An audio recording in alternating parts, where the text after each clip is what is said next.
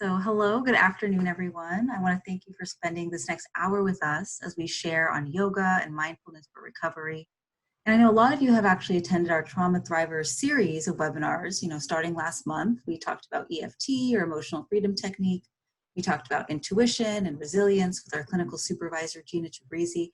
All of these sessions are really just intended to be a helpful response to our current world's climate and just ensuring that our healers have tools to fill up their own cups.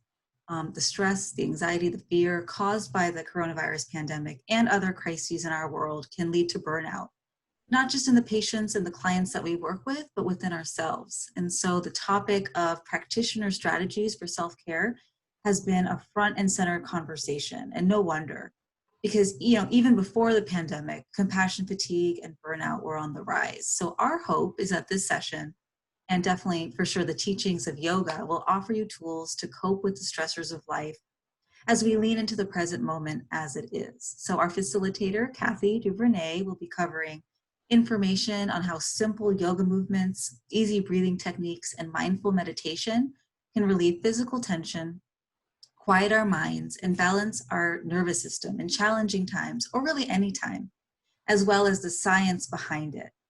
We'll also include a felt experience of a gentle yoga and simple meditation practice that anyone can do on their own, and a time for questions. So throughout the session, be thinking about questions that you'd like to ask. So Kathy has been a longtime care partner at New Directions for Women, and she is super passionate about women's recovery. In addition to her private practice, she offers yoga therapy and mindful movement sessions for individuals and groups in the community at addiction recovery centers, corporations, and with the Department of Veteran Affairs. Kathy holds certifications through Phoenix Rising Yoga Therapy, as well as through the International Association of Yoga Therapists and Nikki Meyer's The Yoga of 12-Step Recovery. Thank you so much, Kathy, for leading us today. And with that, I'm going to pass it on to you. Thank you, Tanya. Good afternoon, everyone, and welcome. I'm so excited to be here with you all today to essentially guide you through a bit of practice, give you a little bit of the science behind what we're doing as well. What I want you to know is that you will be receiving some handouts after we're done. So what I'd love for you to be able to do is just have an experience of this without feeling like you need to take any notes or even remember anything. Everything that I covered today will be included in that packet, including the yoga postures that we're going to do. And before we get started, I just want to show you a couple of books that I have found very helpful. This one, I don't know if it's going to show up, it does, of course, it shows up backwards, I think, but it's called Yoga Skills for Therapists, and it's by Amy Weintraub, who is a longtime yoga teacher and yoga therapist. And it's an entire book on being able to offer these practices to your clients, if that's something that you're inclined to do. It has a lot of pictures, a lot of different practices, and there's a lot of theory and science in there as well. The second book, which again is going to look backwards to you, so I'm not going to really bother showing it too much, is someone that you might be familiar with, Peter Levine, who is the creator of somatic experiencing. And this is a lovely little book. It's called Healing Trauma. It's a very short book. It is something that I found very useful, and also it's useful for clients to have. I've torn mine out of the back, but there is a CD that comes with the book. So if you still have some sort of machine that you can put a CD in, you can listen to the practices without having to read through them. So what I'll ask you to do now is just find a comfortable way of sitting with your feet on the ground and your hands resting anywhere that feels comfortable for you. I'm going to talk for a while, but I want you to be able to just take in the information. So you might want to close your eyes if that feels okay for you, Alternatively, you could just find a focal point. Maybe look down at your lap or somewhere in front of you and partially close your eyes. And then let's just take a few breaths together. So you might just want to inhale through your nose. And it could be nice to exhale through your mouth. Maybe a few more of these, inhaling through the nose and then exhaling through your mouth.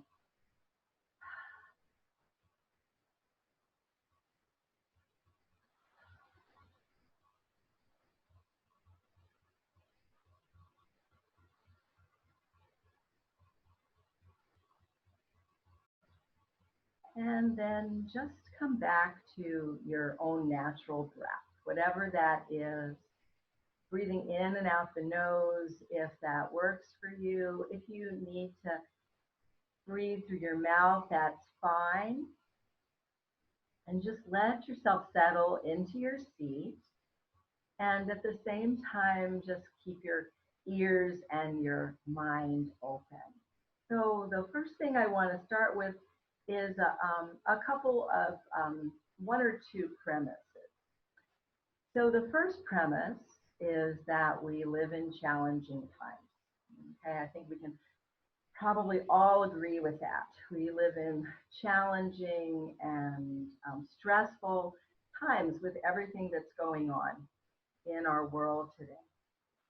For some of us, the challenges and the stresses are more than they are for others. It all depends on our unique experience. The second premise is that times are often challenging, not just the way the world is now. Might not be challenging for your neighbor, but it might be challenging for you. And in our modern world, we all tend to live with at least a bit of chronic stress. Sometimes we don't even realize it because it's become like a new normal for us. So that's another premise, that many times we have chronic stress that we're not even aware of, and stressors can happen at any time. The third premise is that yoga can help us do something about that. So as Tanya said when she was introducing me, yoga is an ancient art and science that can be used in our modern life to help us to relieve physical tension, also enliven or calm our physical bodies, quiet and focus our minds, and bring balance into our nervous system during challenging times and really during any time. There are certain breathing techniques and physical movements and mindful meditation that yoga offers that can be used to engage our parasympathetic nervous system, promoting a calming response within us. Other techniques can be used, other breathing techniques and movements can be used to lightly engage our sympathetic nervous system. And that creates a more energetic response. So just to give you a little of the science behind this, which you might already be aware of, but it's a good primer, I think. The parasympathetic nervous system, or the PNS, is just one part of our autonomic nervous system. And it's the part that's in charge of our slowing down response, or what we typically call the rest and digest or relaxation response. So we're all probably pretty familiar with that, but what we might not be as familiar with is that the parasympathetic nervous system is also responsible for our freeze response. So we think of the freeze response happening when we're under extreme duress, you know, when we might be under so much duress that we've gone into shock. But the parasympathetic nervous system is actually responsible for that too. So when the PNS, the parasympathetic nervous system, gets engaged through deep diaphragmatic breathing, which we're going to be practicing and which you were doing right in the beginning of this time together as I invited you to breathe in deeply and breathe out fully. When we're engaging in this type of breathing, especially when we exhale a little bit more fully than we inhale, signals get sent to our amygdala that, in the simplest terms, just tell us that everything's okay, that everything's going to be all right. We get this signal from this deep breathing that we do. The fight or flight response that can be activated as the sympathetic nervous system gets pushed into stress overdrive when we're under substantial duress will then begin to subside because of this deep breathing, especially this deep exhale that we're doing. Ideally, what's going to happen is that we're going to be able to find balance between the sympathetic and the parasympathetic through breathing evenly and deeply, which we do when we're practicing yoga, when we're engaged in pretty much any sort of meditative practice. But there's another part to our nervous system that many of us aren't really that familiar with. And this is a theory that was put forth by Dr. Stephen Porges, and he calls it Polyvagal Theory. And he tells us that that third type of nervous system response is called, or he calls it, the social engagement system.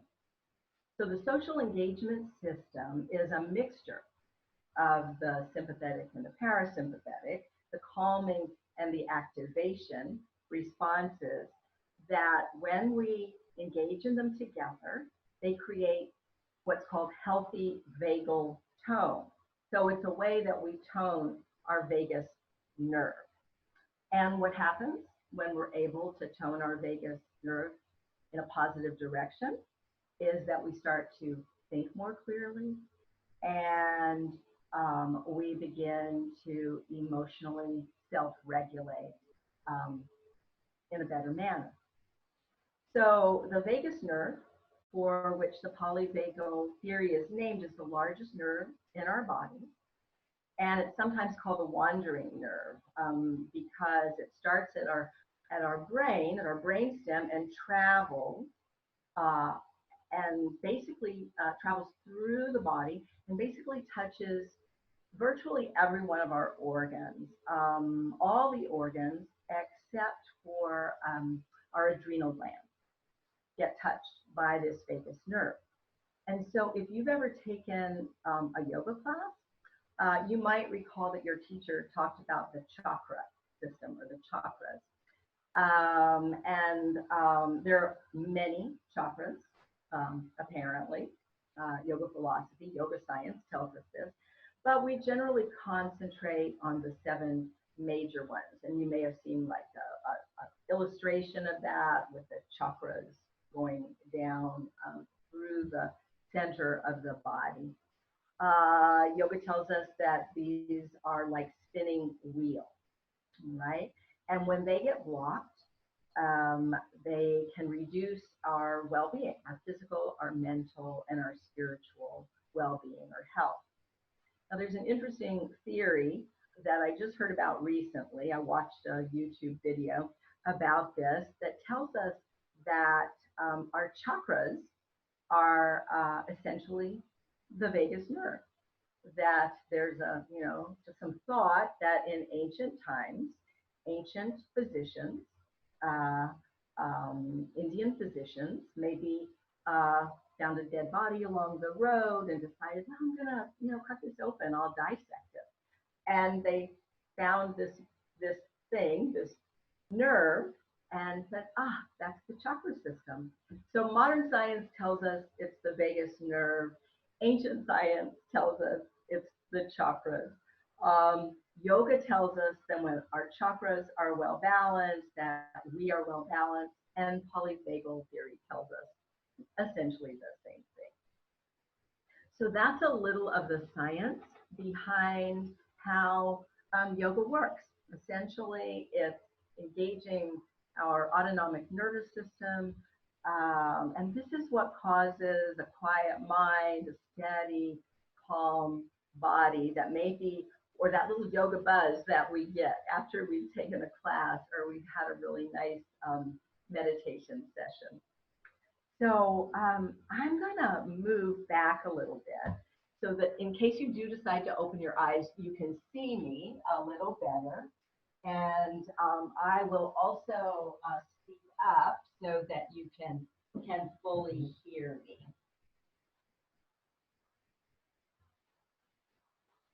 All right, so I'm hoping that you can hear me just fine. And you are welcome to keep your eyes closed, or you could open them if you like. And we're just going to move through a gentle practice. So I asked you to sit in a chair because I thought that this would make it easier. And, you know, if you're at home or if you're in your office, or let's say that you've decided that you do want to use some of these practices with your clients, then most likely you'll be sitting in chairs and people might feel more comfortable being in chairs. So we're going to start seated. Eventually we'll stand up and use the chair for some balance, and then we'll sit back down. So again, just make sure that your feet are firmly planted on the ground as much as they can be. You might need to sit up in your chair a little bit. Chances are you're taller than me, and so your feet will make it to the floor, but mine tend not to. So a trick is to put something under the feet. If you have a couple of books sometime, maybe in your office, that you could place under your feet, or just sit forward in your chair. And then again, let your hands rest wherever they feel comfortable for you. The eyes might be closed, or you might just be looking down at the ground. And let's just start to rock a bit from side to side. So just some gentle rocking from side to side as a way of fully landing in your body. And you might feel your weight shifting from one side to the other. You might visualize your spine as you're doing this.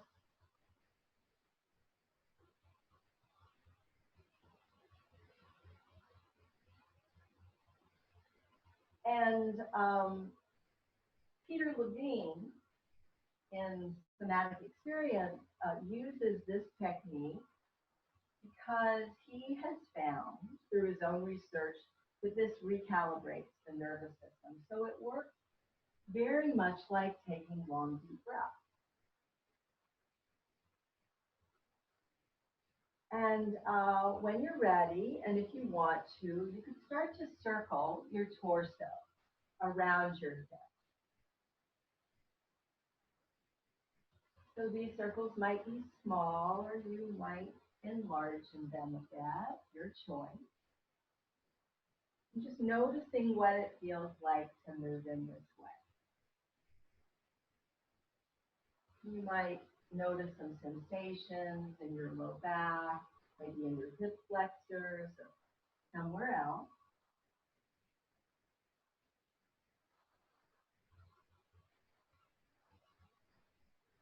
And then if you chose to circle, and if you want to, you could reverse the direction of your circle.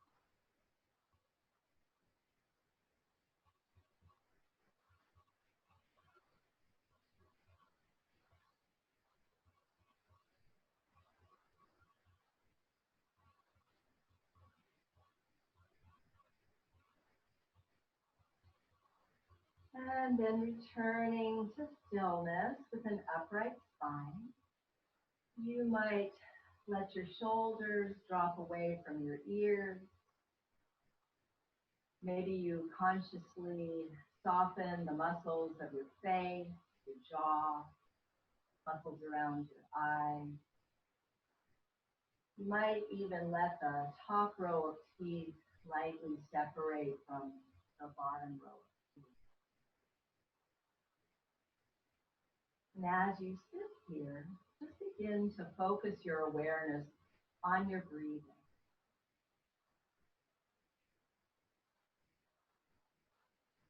So just noticing your natural breath without changing it in any way.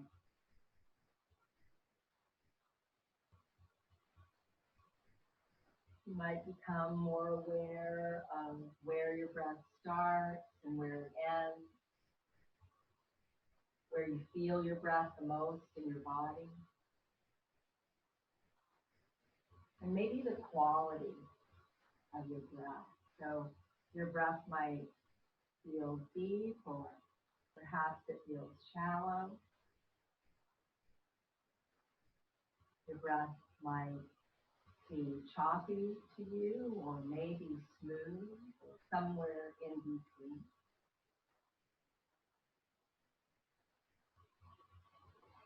And so the invitation is to just observe what's happening right now with your breath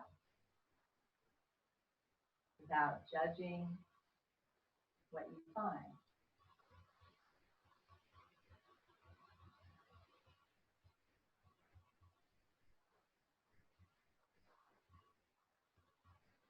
And then you might expand your awareness to include your physical body. And so it might be useful to scan your body. Maybe you start at your feet and just work your way all the way up through your body until you reach the top of your head, and taking a bit of time along the way. So you might notice areas that feel comfortable or relaxed, other areas that might feel less comfortable, uncomfortable, even painful. There might be spots that you recognize as neutral, and other places where you don't feel any sensation.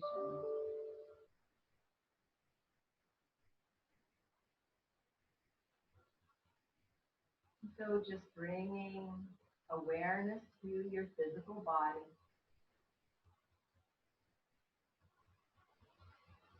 Again, just like with the breath, without judging or even attaching to what you find.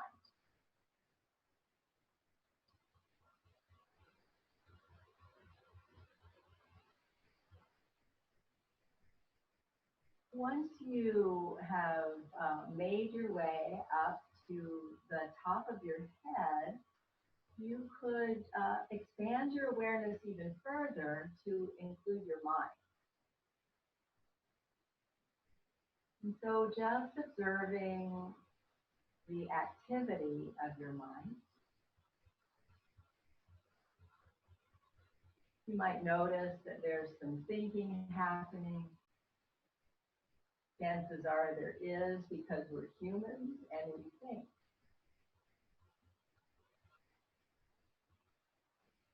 Maybe there's a little thinking happening, maybe there's a lot of thinking happening. So you could just observe that. And perhaps also observe the quality of your thoughts.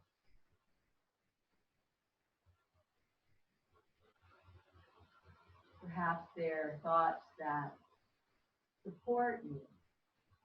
Or maybe there are some thoughts that hold you back or hinder you.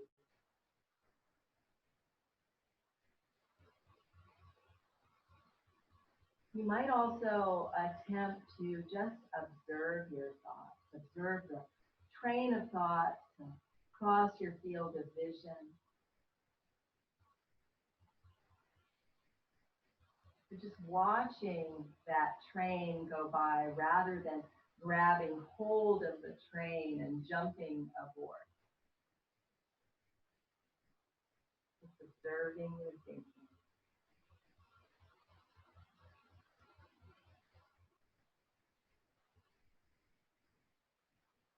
And then from here, and if you want to, you could bring some awareness to your heart. So you might start with your physical heart. You may wish to place a hand on your chest, feeling into the beat of your heart. And then you might want to draw your awareness to the center of your chest, to your heart center, your emotional heart. And take a bit of time just to be with your heart. Perhaps you notice an emotion or several, or perhaps a feeling tone. And if you can, just let that emotion or feeling tone flow through.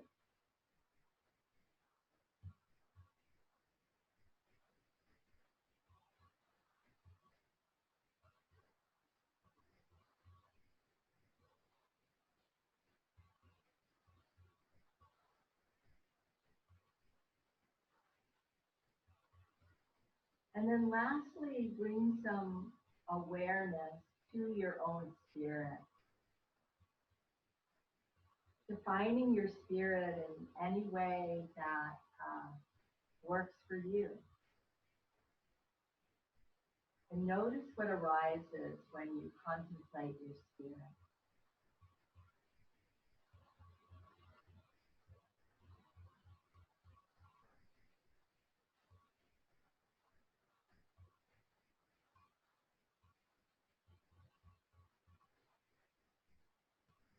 And then if you would like to, you could take the information that you've created or that you discern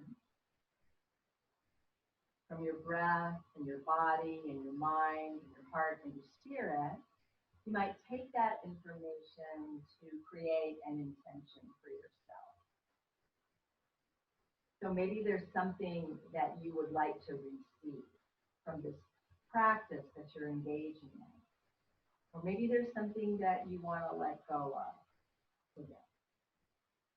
Or it might be a quality that you want to embody. But whatever your intention is, remember that this is your practice. So do the things that feel right for you. I'm going to be guiding you, but you know your body better than anyone. So do what works in your body. And then let's take a few sun breaths together to feel the intention inside and just to get some movement into our body. So let's inhale our arms out to the sides and up overhead. Our palms might touch overhead. And then as you exhale, just bring your hands down to your heart. Let's do that 2 more times. Inhaling, reaching the arms out and up. Exhaling, hands to the heart. And 1 more time. Inhaling, reaching the arms out and up. And exhaling, hands to the heart. And then let your hands rest on your legs. And we're just going to start to rock forward and back a little bit. So this movement can be relatively subtle. You might feel the movement in your low back as it gently arches and in your low abdomen as you gently rest.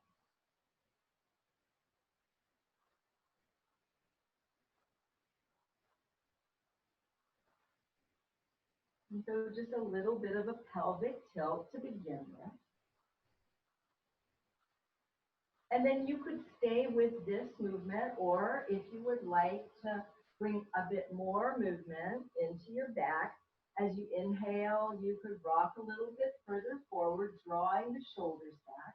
And as you exhale, you could round your back. You might even look at your lap as you round back. So just a few more of these. And linking your breath to your movement, if you can. And maintaining a long, smooth breath if you can.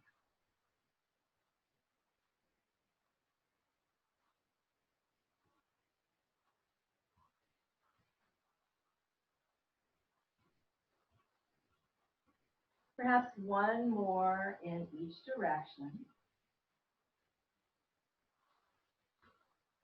And then we'll come back to a neutral spine. And then from here, let's take a little twist. So we're going to be turning our bodies to the right, our torso, keeping the feet on the ground, and then just resting your left hand on the outside of your right leg. And your right hand could rest on the chair behind you, or maybe on the arm of the chair, whatever, or the back of the chair, whatever works for you. And you might look over your back shoulder or maybe over the right side of your chest. And focusing on your breathing here. So remembering that as you breathe deeply, you engage the parasympathetic nervous system as you exhale a little bit more deeply than you inhale. But that inhalation is also gently engaging the sympathetic nervous system. The one that we sometimes say is created by the stress response, but it's just really the thing that gets us up in the morning, helps us to get up and go. Let's go ahead and untwist. Let your spine come back to a neutral place. And then we'll take the twist to the left. So the left hand coming behind you somewhere, the right hand to the opposite leg.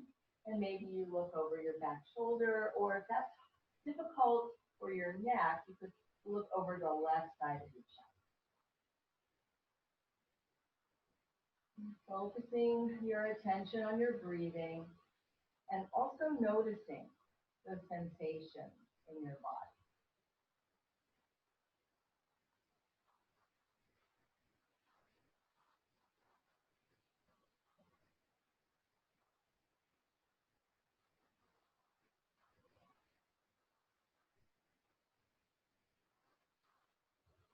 Just a couple more breaths.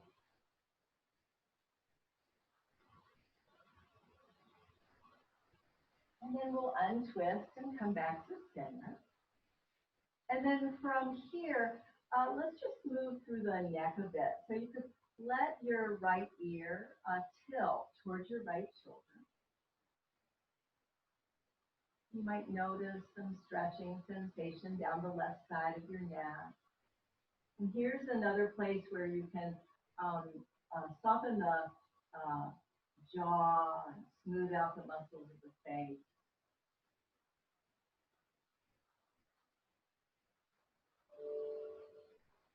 And then you could release your chin down and across your chest, taking your left ear over your left shoulder.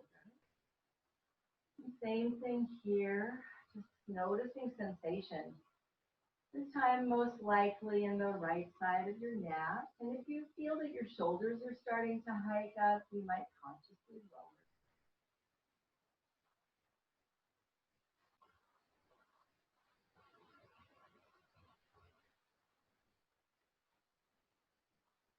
And then from here, let your chin sweep down and across your chest again. We'll take the right ear over the right shoulder. You could linger there for a second or two and then move to the other side. And continue this sweeping movement from side to side. It's like you're making a small half smile with your chin. So you might continue with this, or if you prefer, you could make some complete circles with your head. Just moving the head slowly. So being careful with your neck, careful to take care of your neck.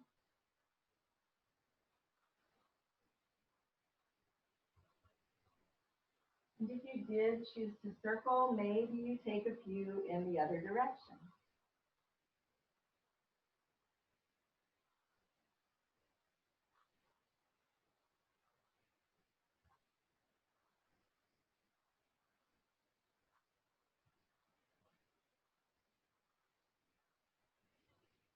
And then the next time your chin is down towards the center of your chest, let it stay there.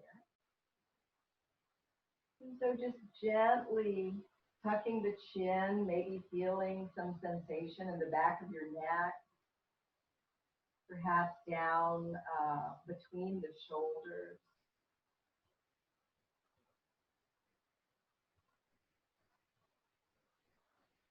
And then letting your gaze come back to neutral.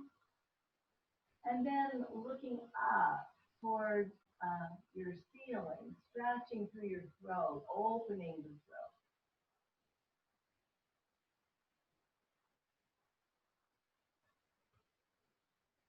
And letting your gaze come back to neutral again. And we're just going to move the neck in two more directions. So just turning your head to your right as if you're just looking off to the right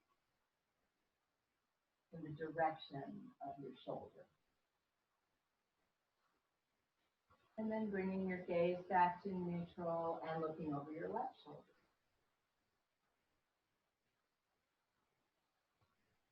And then bringing your gaze back to neutral.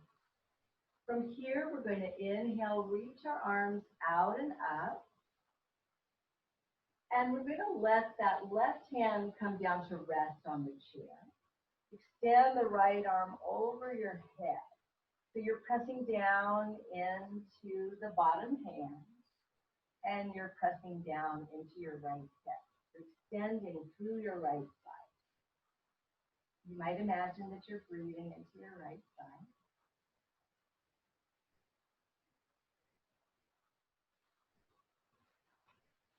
And then we'll inhale back to center. The left hand meets the right one. We'll release the right hand down and extend that left arm up and open. Breathing deeply here, filling your lungs with oxygen.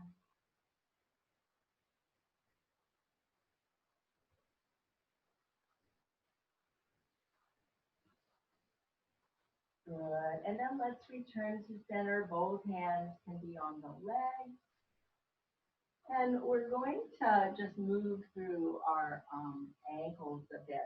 So you might want to sit back in the chair a bit for comfort. And then just lift your right leg up. So if you're looking, I don't think you can see my leg, but it's just a little bit below the seat of the chair. And you could hold your leg if you like. Just start to circle your foot around your ankle.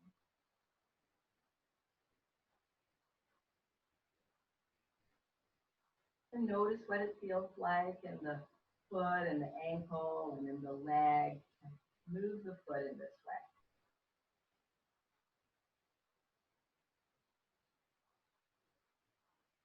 And then you might want to change the direction of the circle.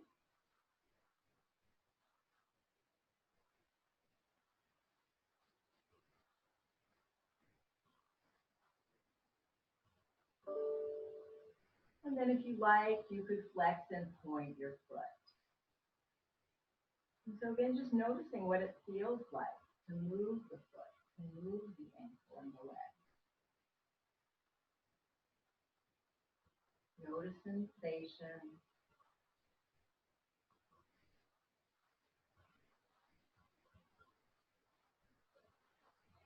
And then release your right foot to the ground. You do the same thing with the left leg, just lifting it up, maybe holding it for some support, and then begin to make some circles.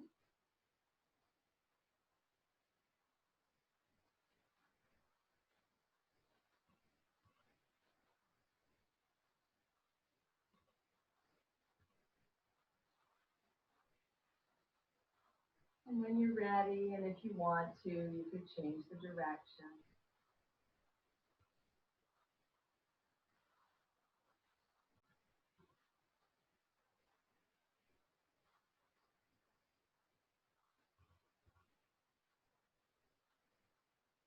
And from here, you might flex and point your foot a few times.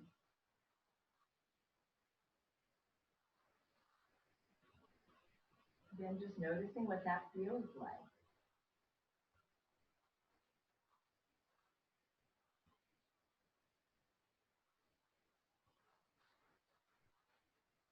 And then releasing your foot to the ground. So we're going to come into a forward fold now. You may wish to separate your legs a bit. And the way we're going to fold to start with is in a manner that will protect your back. So we're just going to bring our elbows and our forearms to our thighs. You might clasp your hands, or you might just let your hands drop towards the ground, so bending at your wrist. And think about your back coming down but forward. So imagine a string on the top of your head that's pulling you forward a bit rather than hanging over your legs. And so here we get some length in our spines, but we also take good care of our spines. This is the way that you want to forward fold if you have any sort of back issues, particularly things like disc issues. So this will protect the back and not overextend. Now, if your back is fine, and also if you don't have unregulated high blood pressure or any stuff going on with your eyes, like a retinal detachment or glaucoma, something like that, if nothing like that is happening for you, and you can fold all the way down if you want. Maybe you hold on to your feet or your ankles and you just let your head hang. But either version that you chose has a relatively similar effect. And you might just want to take a deep breath in through your nose. Exhale everything out with the sigh, just reminding your body that it's okay to rest, let go.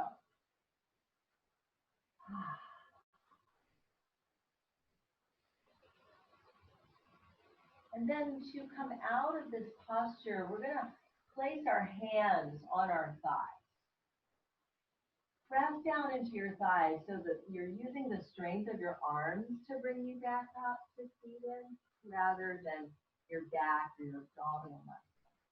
We'll do one more seated sequence, and then we're going to stand up for a couple of postures before we come back down to answer questions and finish up. So what I'd like you to do is just hug your right knee in towards your chest. You can hold on to the knee with both hands. And then from here, place your right ankle on top of your left leg in a figure 4. Now, if this creates a lot of discomfort in the hip, take that right ankle and place it on top of your left ankle instead. Okay, you're going to get a similar effect either way. And then use your right hand to just press the right thigh down. Just a gentle opening of the hip here. And then we'll take another forward fold. Now you'll probably notice that you don't fold as deeply as you did when both feet were on the ground. And we're not trying to. Okay? It's not a competition or a contest with ourselves. We're just folding a little bit to notice sensation in the hip.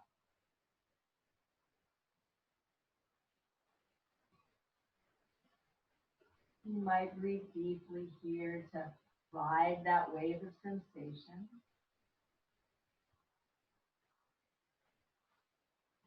And then let's just sit back up and we'll switch legs. So bringing the right foot down and hugging the left knee in. Placing the ankle on top of the opposite leg or on top of the opposite ankle. Pressing the thigh down a little bit. And then gently folding forward.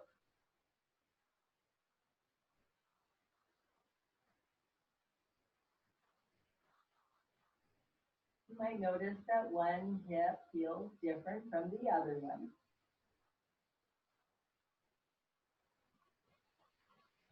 And then go ahead and sit up. Bring that left foot to the ground. Just let your back settle again. And then we're going to stand.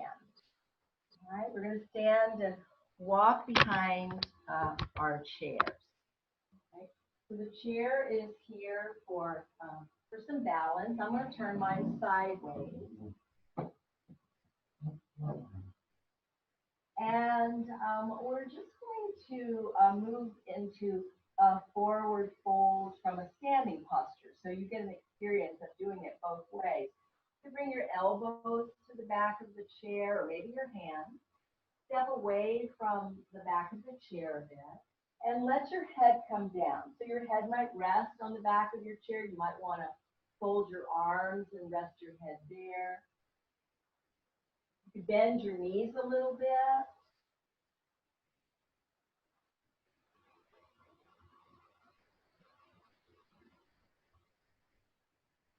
Taking a few breaths here, maybe consciously softening the shoulders, the abdomen, even the muscles of the face.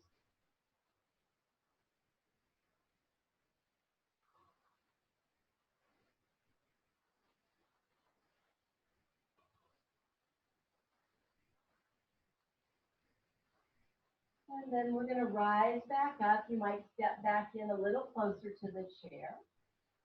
We're standing in what we would call in yoga mountain pose. So your toes are pointed straight ahead and your feet are parallel. And you're going to step your left foot back behind you, about 3 feet behind you. So your right toes are pointed straight ahead. The left ones are turned inwards just a little bit. And then we're going to bend into that right knee. And if you feel steady, you could reach your arms up over your head. As you inhale, let that front knee bend a little more. As you exhale, straighten the knee, and if you're using your arms, let them squeeze down by your side. Let's inhale, bend into the knee, reach the arms up. Exhale, straighten the knee, reach the arms down. Again, if you're using them. Inhale, bend and reach, and exhale, straighten. Inhale, bend the knee, reach the arms up. Let's stay here. Take a few breaths, just noticing what it's like to be in this posture. Notice what you feel. Notice your own energy.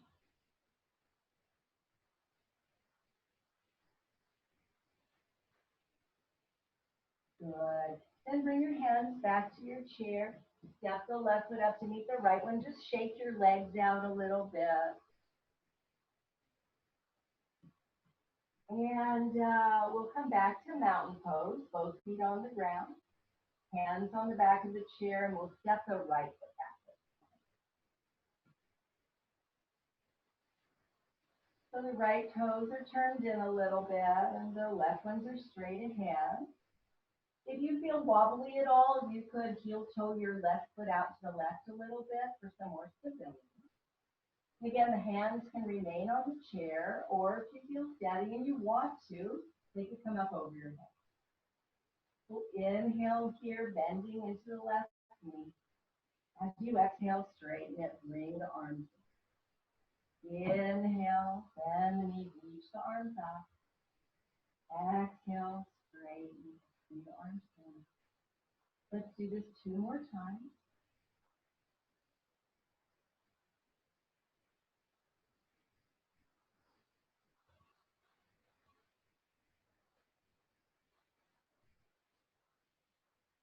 And then let's come back into what we would call warrior one form, and we'll just hold here for a few breaths. Feeling into whatever sensations arise for you.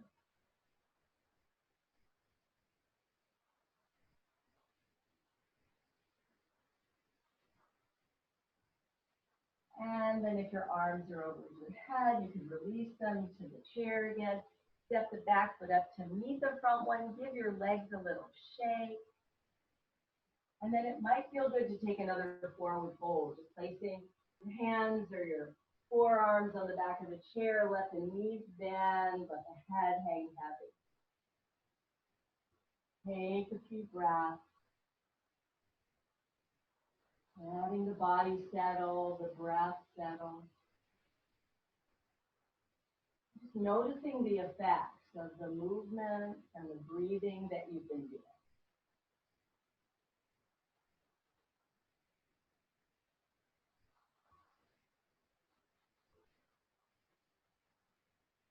And then as you're ready, standing back up and coming to seated again. So just making your way back to your comfortable seat.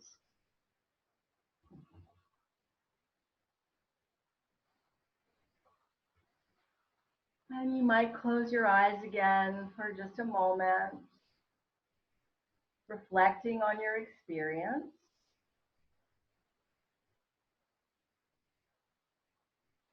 Noticing how you're feeling right now and if it's the same or different from when you started.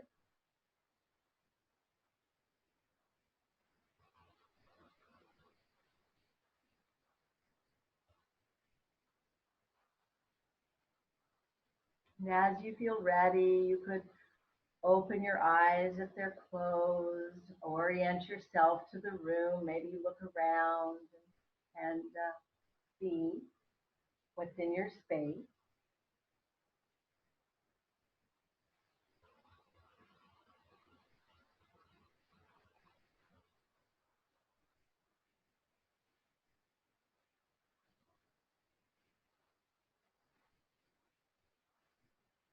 And then just a few things that I'd like for you to consider if you are thinking about offering yoga to your clients, and then we'll take some questions. So the first thing is I think it's important to have your own personal yoga and meditation practice, to feel it in your own body before you offer it to others.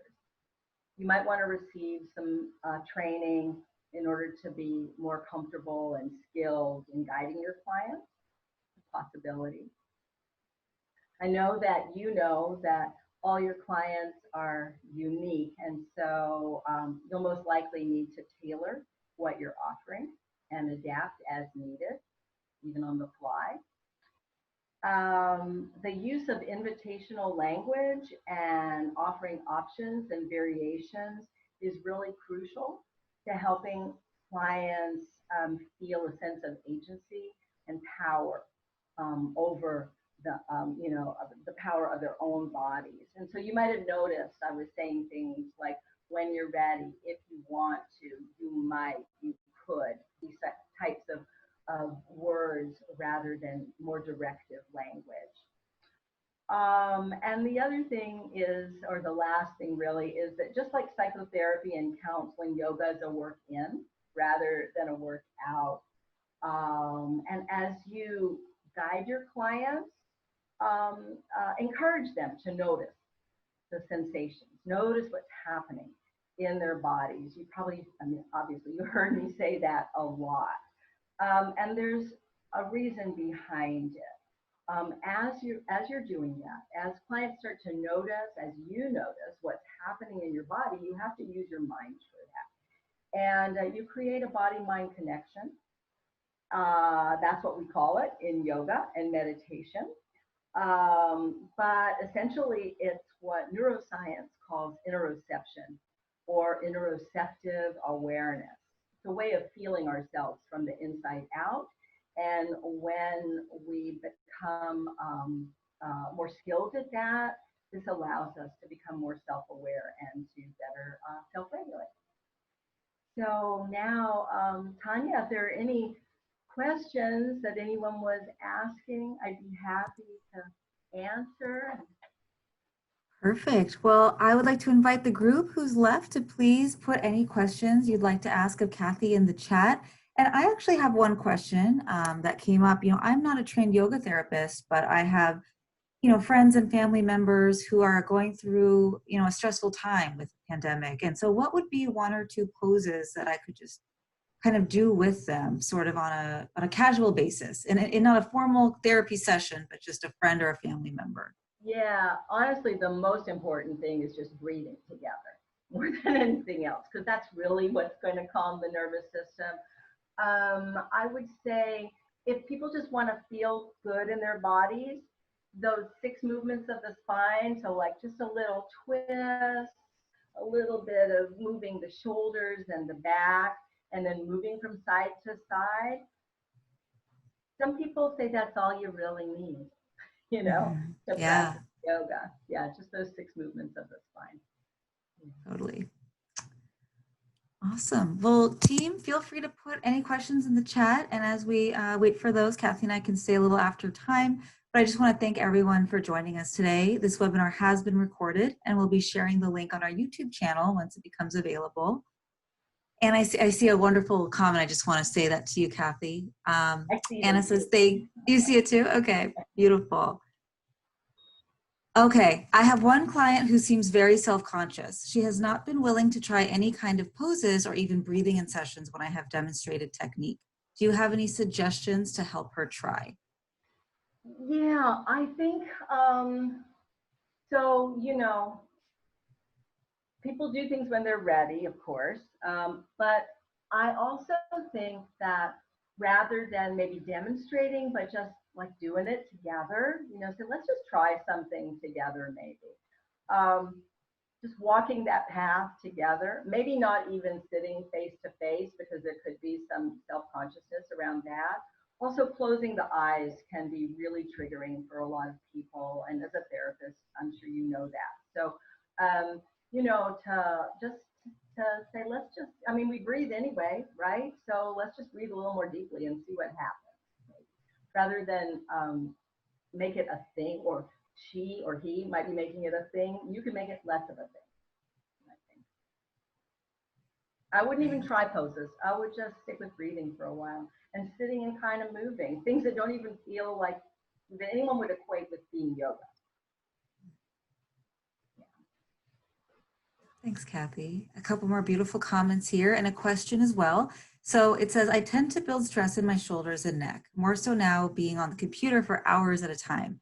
Is there any Yeah, stretch that you recommend for this? yeah, definitely. So one, just rolling the shoulders will help with that. What we were doing when and we didn't stay, you know, with the head or the ear towards the shoulder as long as you could. The thinking is that 30 seconds is what's helpful to stay here for that length of time. You might also put your hand here and just draw the heel of your hand down. That's going to create a little bit more stretch in the neck. You can also do things with the hands, like I think you can still see me turning the arms like this and pressing the backs of your hands together. That's going to open up the backs of the shoulders. So it kind of depends on where it is in the shoulders. The other thing is set yourself a little timer, and you know, every hour or two, just back away from your screen and do something, anything really, to relieve that tension. The other thing is notice that this is happening a lot. Most of us do this, hike our shoulders up near our ears, completely unconsciously. I do this all the time. And I have to really remind myself to drop my shoulders. I've even been known to like put one of those beanbag weighted things on my shoulders and walk around like that just to remind myself. Great. And then a question came through in the Q&A. So are there any recommended poses for clients with chronic back pain? Well, the thing that you want to do is to strengthen the core. So it's not really about stretching out the back, even though our intuition is going to tell us, oh, if I could just stretch my back out, that's going to feel better. And it probably will in a moment, but long term, it won't. So what you want to do is help that person or yourself, if it's you, to strengthen your core. And those kinds of poses, really anything where we're standing and you're asking someone to engage their core, or what we would call kind of yogic sit-ups. You know, the knees are bent and just bringing the shoulders off the ground. Those would be the things that I would recommend. The things that I would say to stay away from are forward folds. So you notice that I gave an option for keeping the forearms on the legs when you fold it forward, and that's going to protect the back. When you invite someone to fold deeply, it might feel really good in the moment for them, but it's not really helping their back. Great. Thank you, Kathy. So feel free to, continue asking questions. I had mentioned that this session will be recorded and put on YouTube. I will also be sending out a PDF handout from Kathy with some suggested practices and some notes. You'll have access to a short survey once we end this webinar. So please fill that out and mention any additional sessions or topics that you might be interested in. And lastly, if you have any questions about New Directions for Women or would like to learn more about our addiction treatment program for women and women with their families, reach out to me and we'll schedule some time to chat. So we look forward to staying connected. I hope you have an amazing week, and I hope you have the opportunity to get grounded and feel peace throughout this weekend with the tools that you've learned today. So thank you so much, everyone, and goodbye. Thank you all. Take care. Be well.